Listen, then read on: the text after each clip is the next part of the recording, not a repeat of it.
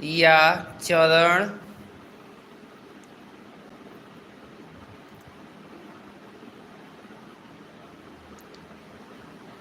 के अंतर्गत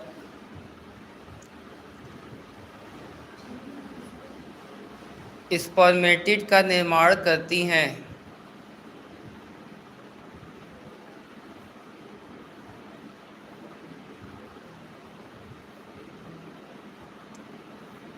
तो जनन कोशिकाओं से स्पर्मेटिड का जो निर्माण होता है उसमें 3 प्रावस्थाएं होती हैं।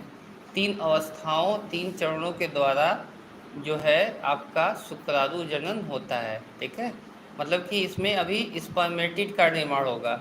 जैसे कि ये हमारी त्वचा है, ठीक है, ये त्वचा थोड़ा आगे बढ़ती है, उसमें अर्धसूत्रीय विभाजन होता है और अर्धसूत्रीय विभाजन के फलस्वरूप इसमें क्या होता है, स्पर्मेटिड का निर्माण होता है, गोल गोल होते हैं।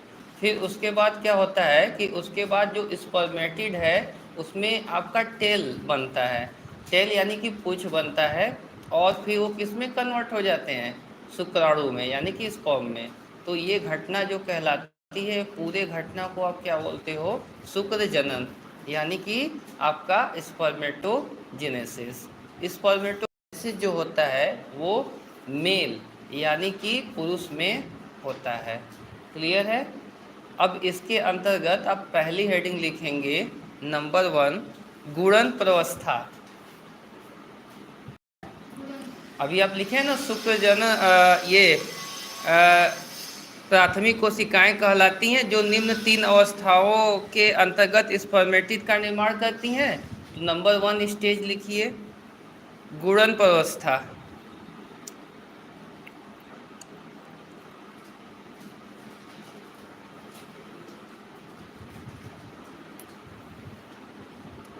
गुणन प्रवस्था हो गया, इसको इंग्लिश में बोलते हैं मल्टीप्लिकेशन फेज। मल्टीप्लिकेशन की स्पेलिंग आप मल्टीप्लाई से निकाल सकते हो, MULI,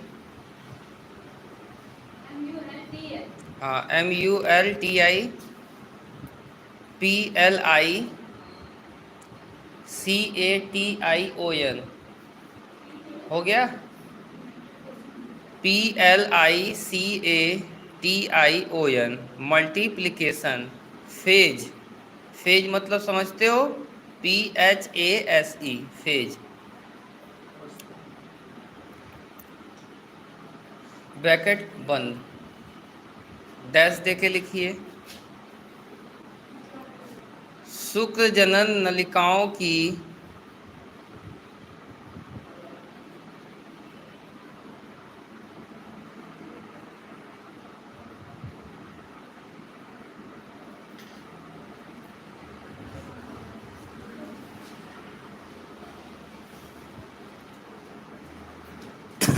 शुक्र जनन नलिकाओं की जननिक एपिथेलियम की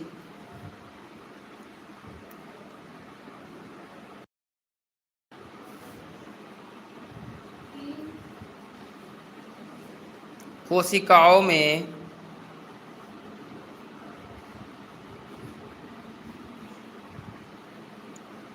समसूत्री विभाजन के द्वारा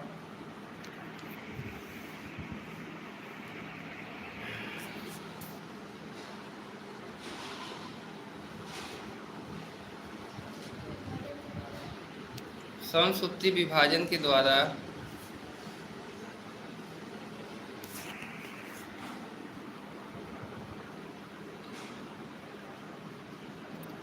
प्राथमिक जनन कोशिकाओं का निर्माण होता है।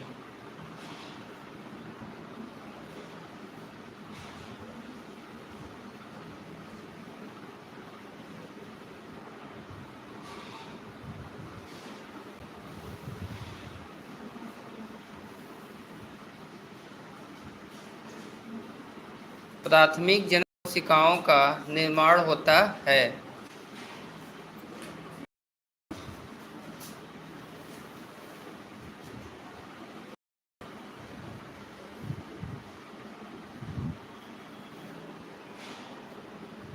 प्राथमिक जनन कोशिकाओं में